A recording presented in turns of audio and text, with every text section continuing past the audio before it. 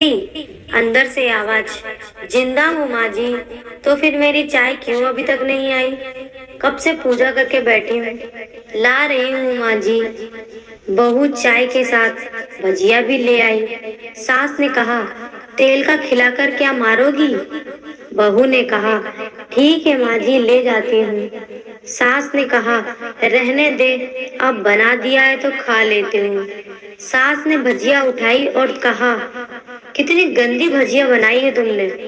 बहू, माँ जी मुझे कपड़े धोने हैं, मैं जाती हूँ। बहू दरवाजे के पास छिपकर खड़ी हो गई। सास भजिया पर टूट पड़ी और पूरी भजिया खत्म कर दी। बहू मुस्कुराई और काम पर लग गई। दोपहर के खाने का वक्त हुआ। सास ने फिर आवाज लगाई, कुछ खाने को मिलेगा? बहू ने आवाज नहीं दी। सास फिर चिल्लाई, भूखे मारोगी क्या? बहू आई, सामने खिचड़ी रख दी। सास गुस्से से, ये क्या है? मुझे इसे नहीं खाना है, इसे ले जाओ। बहू ने कहा, आपको डॉक्टर ने दिन में खिचड़ी खाने को कहा है, खाना तो पड़ेगा ही। सास मुंह बनाते हुए, हाँ तू मेरी माँ बन जा। बहू फिर मुस्कुराई और चली गई।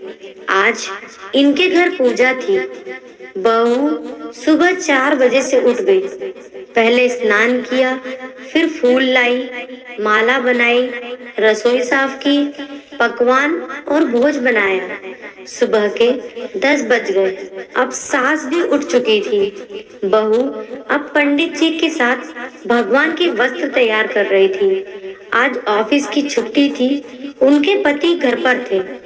पूजा शुरू हुई। सास चिल्लाती, बहू ये नहीं है, वो नहीं है। बहू दौड़ी दौड़ी आती और सब करती।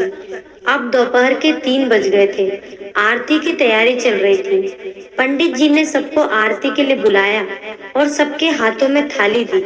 जैसे ही बहू ने थाली पकड़ी, थाली हाथों से गिर पड़ी। शायद भोज बनाते हुए बहू के हाथों में तेल लगा था, जिसे वो पोंछना भूल गई थी। सारे लोग तरह तरह की बातें करने लगे। कैसी बहू है, कुछ नहीं आता, एक काम भी ठीक से नहीं कर सकती, ना जाने कैसी बहू उठा लाए, एक आरती की थाली भी संभाल नहीं सकी। उसके पति भी गुस्सा हो गए, पर सास चुप रही, कुछ नहीं कहा, बस यही बोल के छोड़ दिया, सीख रही है, सब सीख जाएगी धीरे धीरे। अब सबको खाना परोसा जाने लगा। बहू दौड़ दौड़ के खाना देती, फिर पानी लाती। करीब 70-80 लोग हो गए थे। इधर 2 नौकर और बहू अकेली, फिर भी वहाँ सारा काम बहुत ही अच्छे तरीके से करती। अब उसकी सास और कुछ आस पड़ोस के लोग खाने पर बैठे। बहू ने खाना परोसना शुरू किया। सबको खाना दे दिया गया। जैसे ही पहला निवाला सास ने खाया, तुमने नमक ठीक नहीं डाला क्या? एक काम ठीक से नहीं करती, पता नहीं मेरे बाद कैसे ये घर संभालेगी। आस पड़ोस वालों को तो जानते ही हो ना साहब, वो बस बहाना ढूंढते हैं नुस्ख निकालने का। फिर वो सब शुरू हो गए, ऐसा खाना है, ऐसी बहू है, ये वो वगैरह वगैरह। दिन का खाना हो चुका था।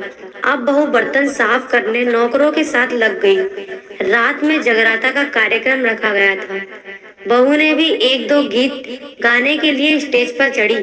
सास जोर से चिल्लाई, मेरी नाक मत कटा देना, गाना नहीं आता तो मत गा, वापस आ जा। बहू मुस्कुराई और गाने लगी। सबने उसके गाने की तारीफ की, पर सास मुंह फुलाते हुए बोली, इससे अच्छा तो मैं गाती थी जवानी में, तुझे तो कुछ भी नहीं आता। बहू मुस्कुराई और चली गई।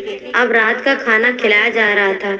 उसके पति के ऑफिस के दोस्त साइड में ही ड्रिंक करने लगे। उसका पति चिल्लाता, थोड़ा बर्फ लाओ, तो सास चिल्लाती, यहाँ दाल नहीं है। फिर चिल्लाता, कोल्ड ड्रिंक नहीं है, पापड़ ले आओ। इधर उधर आखिर में उसके पति की शराब गिर पड़ी उसके एक दोस्त पर और बोतल टूट गई। पति गुस्से से 2 झापड़ अपनी पत्नी को लगाते हुए कहता है, जाहिल कहीं की, देखकर नहीं कर सकती, तुझे इतना भी काम नहीं आता। सारे लोग देखने लगे। उसकी पत्नी रोते हुए कमरे की तरफ दौड़ी। फिर उसके दोस्तों ने कहा, क्या यार, पूरा मूड खराब कर दिया, यहाँ नहीं बुलाया होता, हम कहीं और पार्टी कर लेते। कैसी अनपढ़ गवार बीवी ला रखी है तूने। उसे तो मेहमानों की इज्जत और काम करना तक नहीं आता। तुमने तो हमारी बेइज्जती कर दी। अब आस पड़ोस की औरतों को और बहाना मिल गया था। वो कहने लगी, देखो क्या कर दिया तुम्हारी बहू ने, कोई काम की नहीं है। मैं तो कहती हूँ अपने बेटे की दूसरी शादी करा दो, छुटकारा पाओ इस गवार से। सास उठी और अपने बेटे के पास जाकर उसे थप्पड़ मारा और कहा, अरे नालायक, तुमने मेरी बहू को मारा, तेरी हिम्मत कैसे हुई, तेरी टांग तोड़ दूंगी। उसने बेटे के दोस्त कुछ कहने ही वाले थे कि उसकी माँ ने घूरते हुए कहा, चुप, बिल्कुल चुप, यहाँ दारू पीने आए हो, जबकि पता है आज पूजा है और तुम्हें पार्टी करनी है। कैसे संस्कार दिए हैं तुम्हारे माता पिता ने। और किसने मेरी बहू को जाहिल बोला, जरा इधर आओ, चप्पल से मारूंगी। अगर मेरी बहू को किसी ने शब्द भी कहा तो अरे पापी, तूने उस लड़की को बस इसलिए मारा कि तेरी शराब टूट गई। पापी, वो बच्ची सुबह 4 बजे से उठी है, घर का सारा काम कर रही है, ना सुबह से नाश्ता किया न दिन का खाना खाया, फिर भी हंसते हुए सबकी बातें सुनते हुए, ताने सुनते हुए घर के काम में लगी रही। तेरे यार दोस्तों को वो अच्छी नहीं लगी। जूते से मारूंगी तेरे दोस्तों को जो कभी उन्होंने ऐसा कहा। उसके यार दोस्त चुपके से खिसक गए। अब सास बहू के कमरे में गई और बहू का हाथ पकड़कर बाहर लाई। सबके सामने कहने लगी, किसने कहा था अपनी बहू को घर से निकाल के दूसरी बहू ले आना, जरा सामने आओ। कोई सामने नहीं आया। फिर सास ने कहा, तुम जानते भी क्या हो इस लड़की के बारे में, ये मेरी माँ भी है, बेटी भी।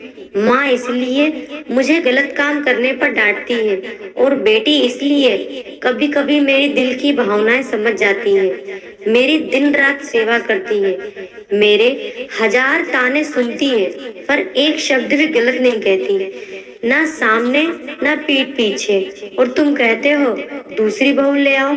याद है ना छुटकी की दादी, अपनी बहू की करतूत। सास ने गुस्से से पड़ोसन की महिला को कहा, अभी पिछले हफ्ते ही तुम्हें मियाँ बीवी भूखे छोड़ घूमने चले गए थे।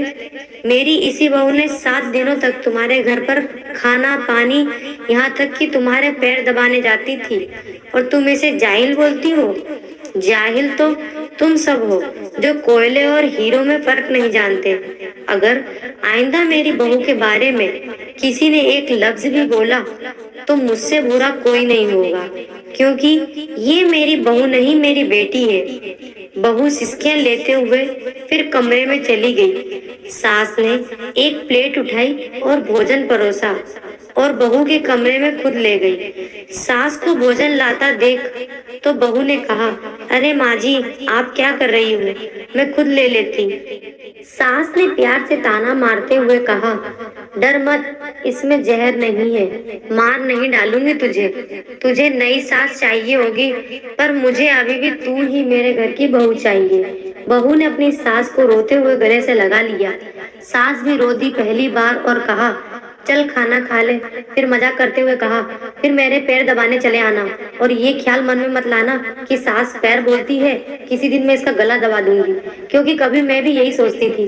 दोनों खूब हंसने लगी। दोस्तों, कहानी आपको अच्छी लगी हो तो लाइक करें, शेयर करें और सब्सक्राइब करना ना भूलें। Thank you.